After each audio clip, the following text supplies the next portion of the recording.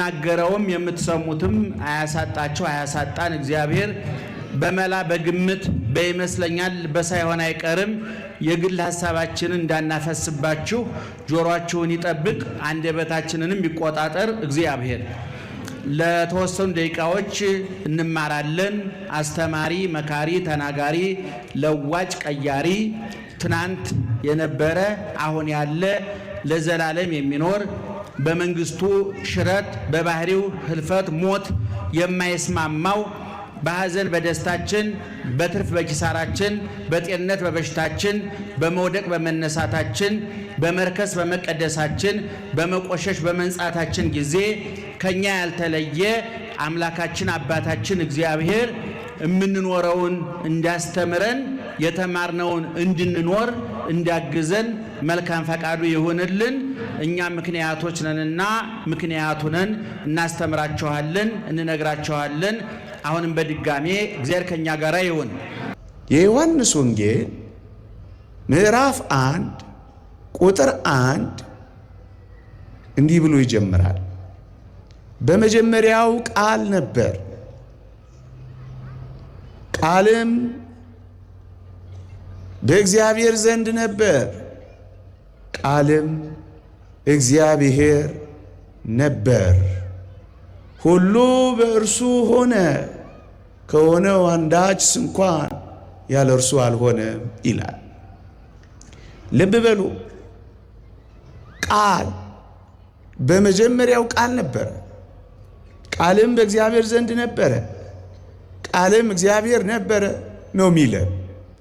እጅግ በጣም በርካታ ምስጢራት ሊቃውንት ቢያወሩት ዓመትና ዓመታት የሚፈጅበት ብርቱ ነጥቦች እዚህ ቃላት ላይ ተሰግስገዋል። እኔ አንዷን ብቻ ይዤ ልንጎች። ቃልም እግዚአብሔር ነበረ፣ ቃልም እግዚአብሔር ነው የሚለውን የቅዱስ ዮሐንስን ቃል አተኩርበታለሁ። ልብ በሉ። ይሄ ቃል ማን ነው ካላችሁ እግዚአብሔር ብሎ ነው መልስ የሚሰጣችሁ። ይሄ ቃል ማን ነው ካላችሁ እዚያው ላይ ሁሉ በእርሱ ሆነ፣ ከሆነው አንዳች እንኳ ያለ እርሱ አልሆነም ነው የሚለው። ፈጣሪ ነው የሚላችሁ የተወደዳችሁ ኦርቶዶክሳውያን። ከሆነው አንዳች እንኳ ያለ እርሱ አልሆነም ነው የሚለው። የተፈጠረው ፍጥረት ሁሉ በሰማይ በምድር የፈጠረው ይህ ቃል ነው የሚለው። ይህ ቃል ፈጣሪ ነው። የተወደዳችሁ ክርስቲያን ሁሉ በእርሱ ሆነ፣ ያለ እርሱ የተፈጠረ ፍጥረት የለም። ሁሉን የፈጠረው እሱ ነው። ሁሉን ከፈጠረ ቃል ራሱን ሊፈጥር እንዴት ይችላል? ምዕመናን፣ ሁሉ በእሱ ከተፈጠረ በሰማይና በምድር ያሉት ሁሉ በእርሱ ተፈጥረዋልና ይላል ቅዱስ ጳውሎስ በቆላሲስ መልእክቱ ላይ። ሁሉን የፈጠረ ቃል ነው ይላል። ምዕመናን፣ እዚህ ጋር እንድናስተውል የምፈልገው ሁሉን ፈጣሪ ከሆነ እንዴት እሱ ራሱ ፍጡር ሊሆን ይችላል? ሁሉን ሊፈጥር የሚችል ፍጡር አለን? አንድ። ሁለተኛስ ሁሉ በእሱ ከተፈጠረ ይህን ቃል በኋላ አመጣበታለሁ ኢየሱስ ክርስቶስ ራሱን ፈጠረ ሊባል ነውን? ግን እንዳትረሱ ቃል እግዚአብሔር ነው፣ ቃል ፈጣሪ ነው የሚለው መጽሐፍ ቅዱስ። ሁለት ማስረጃዎችን ልስጣችሁ። ዓለሞች ሁሉ በእግዚአብሔር ቃል እንደተዘጋጁ እናውቃለን ይላል ቅዱስ ጳውሎስ የዕብራውያን መልእክት ምዕራፍ 1 ቁጥር 3 ላይ። ሰማዮች በእግዚአብሔር ቃል ጸኑ ይላል ቅዱስ ዳዊት። ቃል ሁሉ በእርሱ ሆነ የሚለውን የሚያብራሩልን ሌሎች ደጋፊ ኃይለ ቃላት ናቸው። ቃል እግዚአብሔር ነው። ቃል ፈጣሪ ነው። ሁሉ በእርሱ ሆነ፣ ከሆነው አንዳች እንኳ ያለ እርሱ አልሆነም። ከሆነው ከተፈጠረው ሁሉን የፈጠረው እሱ። ታዲያ ሁሉን የፈጠረው ሆኖ ራሱን ፈጠረ እንዴት ሊሉን ይችላሉ? አይቻልም። ሁለት ቁም ነገር፣ ቃል እግዚአብሔር ነው፣ እሱ ደግሞ ራሱ ፈጣሪ ነው። እችን ያዙና ወደ ተነሳውበት ሐሳብ ለመሄድ የሚያጸናልኝን ኃይለ ቃል የምናገኘው ቁጥር 14 ላይ ነው። እግዚአብሔር የሆነው ቃል፣ ፈጣሪ የሆነው ቃል እንዲህ ይላል። ዮሐንስ ወንጌል ምዕራፍ 1 ቁጥር 14 ቃልም ሥጋ ሆነ ጸጋንና እውነትን ተመልቶ በእኛ አደረ የሚል ቃል ታገኛላችሁ። ልብ በሉ። እግዚአብሔር የሆነው ያ ቃል አንብቤላችኋለሁ። ፈጣሪ የሆነው ያ ቃል ተርኬላችኋለሁ። ዓለሞችን ሁሉ የፈጠረ ያ ቃል፣ ሰማያትን ሁሉ ያጸና ያ ቃል፣ በሰማይና በምድር ያሉት ሁሉ በእርሱ የተፈጠሩ ያ ቃል፣ እግዚአብሔር የሆነው ቃል ቃል ሥጋ ሆነ ይላል። ለዚህ ነው እግዚአብሔር ሰው ሆኗል ብለን የምናስተምረው ብለን የምናምነው። እግዚአብሔር ልጅ በሥጋ ተገልጧል ብለን የእግዚአብሔር ልጆች የሆነው ለዚህ ነው። ምእመናን፣ አንተ ሰው አቤት ቃል ሥጋ ሆነ ነው እንጂ የሚለው ቃል ሰው ሆነ የሚል ከየት አምጥተህ ነው ሰው ሆነ ብለህ የምትነግረን የሚል ጠያቂ ብዙ ነው። ኦርቶዶክሳዊት ቤተ ክርስቲያን ክብር ለአባቶቻችን ለሊቃውንት፣ ሳይተረጉሙ የሚያልፉት ቃል የለም። ልብ በሉ። ቃል ሥጋ ሆነ። ሁለተኛው ነጥባችን የቃልን ማንነት ተነጋግረናል። እግዚአብሔር ነው ብለናል።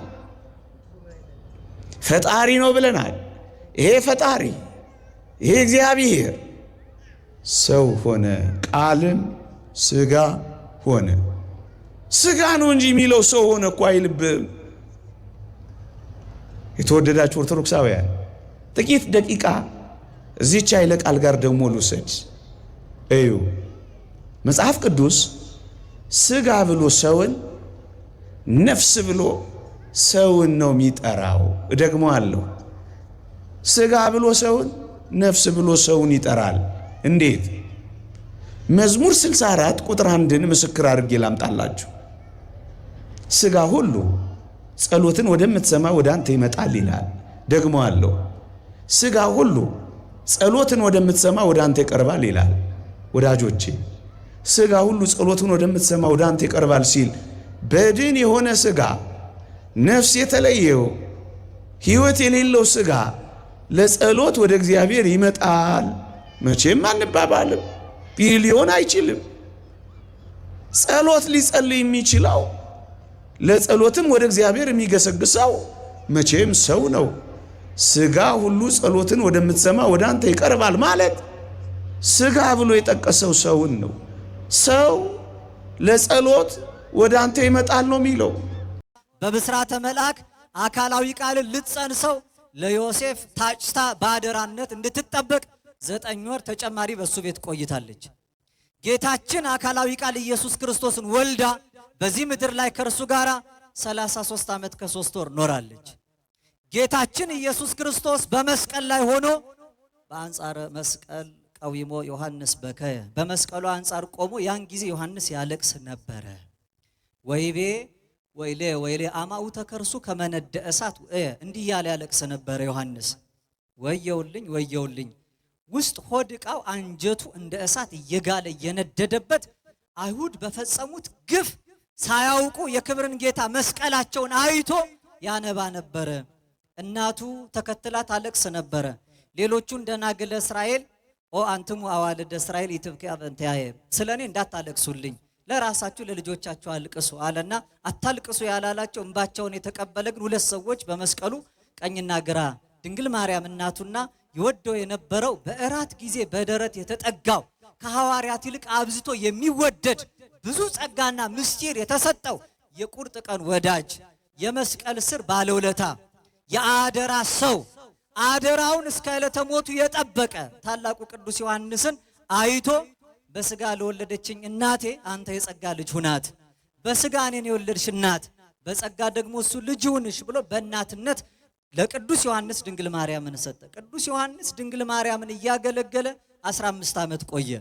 የቅዱስ ዮሐንስ ረድ ታላቁ ተወዳጅ ሐዋርያ ቅዱስ አብሮኮሮስ ትላንት ቤተክርስቲያናችን እረፍቱን ታስባለች። ቅዱስ አብሮኮሮስን እስከ መጨረሻው የነበር እመቤታችን ዛሬ ካረፈች በኋላ ዮሐንስን ተከትሎ ፍጥሞን የተጋዘ ዮሐንስ ያየውን ራእይ የጻፈ ታላቅ አባት ነው። ምን ይላል በድርሳኑ? ድንግል ማርያምን ያገለገለ ሞትን አያይም ይላል። ማንን ያገለገለ? ማንን ያገለገለ? እማምላክ ወላዲተ አምላክን ያገለገለ ቅዱስ ዮሐንስ ሞትን አያይም። ከዚህ ከቆሙት መካከል ሞትን የማይ አለ የተባለ ድንግል ማርያም በዛሬው ዕለት 64 ዓመት ከኖረች በኋላ አምላካችን ፈቃዱ ሆኖ በፍጥረት መካከል ሳያዳላ ድንግል ማርያምን በስጋ አዳም የተሸከመውን ሞት እንድትቀምስ አደረገ። ሊቁ በጣም እያረቀቀ በቅኔ ምን ይላል? ይትእመኑ ሕዝብ ዘወለድክሙ በተድላ እስመ ለማርያም ድንግል ዘወለደቶ ቀተላ። ሰዎች በደስታ ጊዜ ደስ ብሏችሁ የወለዳችሁትን ልጅ እንዳታምኑት፣ የደስታ ልጃችሁን እንኳን እንዳታምኑ። ምክንያቱም ድንግል ማርያም እንኳን በሐዘን በጭንቅ ያሳደገችው ልጇ ገሏታል። ሰማችሁ? ምክንያቱ ምንድነው? እሱ በፍጥረት ፊት የማያዳለት ያንን ሞት እንኳን እሷ መሰረተ ሕይወት እመትንሳኤ ቀርቶ ትንሳኤና ሕይወት የሆነ ራሱ ክርስቶስ አምላካችን የአዳምን ስጋ ለብሶ ቀምሶታል። እሷ ከሱ በኋላ ለተጋዙት ነፍሳት ቤዛ ልትሆን ሞታለች። ምን ልትሆን አልኳቸው? እስኪ ድንግል ማርያም በሉ። ቤዛችን ናት። ምናችን ናት? ቤዛ ማለት አንዱን ተክቶ ዋጋ የሚከፍል ማለት ነው። ሙሴ ባህር ከፍሎ ጠላት ገድሎ ደመና ጋርዶ መና አውርዶ አለት ሰንጥቆ ውሃ አፍልቆ በጠላት ፊት እየቀደመ ህዝቡን መርቶ ምድረ ርስት ሲወስዳቸው ፈራጅና ቤዛ አድርጎ በህዝቡ ላይ እግዚአብሔር ሾመው ተብሎ ተቀምጧል። ሙሴ እስራኤልን ተክቶ ስለመራ እኛ የሞትን ባህር የተሻገርንባት የአዳም ፋሲካው የሔዋን ማዕዶት የአዳም ደስታ የሔዋን መሻገር የፍጥረት ሁሉ ከሞት ወደ ህይወት ከጨለማ ወደ ብርሃን ከድቅድቁ ማለት ነው እንደገና ከመቃብር ወደ ትንሳኤ እንድንሻገር ምክንያት ሆና ህይወትን ብርሃንን ትንሳኤን መድኃኒትን የወለደችው እሷ ድንግል ማርያም የኛ የኦርቶዶክሳውያን ቤዛችን ናት። በዛሬው ዕለት ድንግል ማርያም እንድትሞት የሞት አይን እንድታይ ልጇ ነገራት። ያን ጊዜ አጠገቧ ያለው 15 ዓመት አብሯት የሚያገለግለው ቅዱስ ዮሐንስ ነው። እንዴ እኔ ህይወትን ወልጄ ሞት እንዴት ያገኘኛል? እኔ ትንሳኤን ወልጄ መቃብር እንዴት ይይዘኛል አለች። ራሱ ህይወት የሆነው ክርስቶስ አምላካችን ዕለተ ሐሙስ የሚሞትበት ከዚህ ዓለም ተላልፎ የሚሰጥበት ሰዓት ሲደርስ አለቀሰ። የጣር ደም አልቦት ተጨነቀ። መጽሐፍ እንደሚለው አይልፍ አለ ዛቲ ጽዋ፣ አባት ሆይ ብትወድስ ይችን ጽዋ ከኔ ያሳልፋታል። እሷ ከአምላክ የምትበልጥ አይደለች። ስለዚህ ዕለተ ሞቷ እንደደረሰ ሲነገራት በለበሰችው ስጋ ድንግል ማርያም ደነገጠች ይላል። እመቤታችን ወላዲተ አምላክ በመጽሐፍ 2 ጊዜ መደንገጧ ተነግሯል። አንደኛው ወደዚህ ዓለም አካላዊ ቃል ሲመጣ፣ ሁለተኛው እሷ ከዚህ ዓለም ስትወጣ ነው። ቅዱስ ገብርኤል ተገልጦላት ፍጥረት ሲሰማው የሚደነግጠውን ቃል ከፍጥረት ተለይታ እንደከበረች ሲነግራት ወርአያ ደንገጸ እምቃሉ ከቃሉ አነጋገር አይታ ደነገጠች ይላል። ያስደነገጣት መልአኩ ሳይሆን የቃሉ አነጋገር እንኳን እሷን ቀርቶ ይኸው ዛሬ ከተፈጸመ በኋላ በድንግልና ወለደች የሚለው የአዳም ነውር ሳይኖርባት ቡርክት ናት የሚለው እግዚአብሔር ከፍጥረት ተለይቶ ከሷ ጋር ግን ነበረ እግዚአብሔር ምስሌኪ ተብላለች የሚለው ፍጥረቱን ሲያስደነግጥ ይኖራል። ይሄን ሰምታ ደንግጣለች። ዛሬ ደግሞ የደነገጠችው ሁለተኛው ቃል ትሞቻለሽ የሚለውን ቃል ስትሰማ ነው። ያን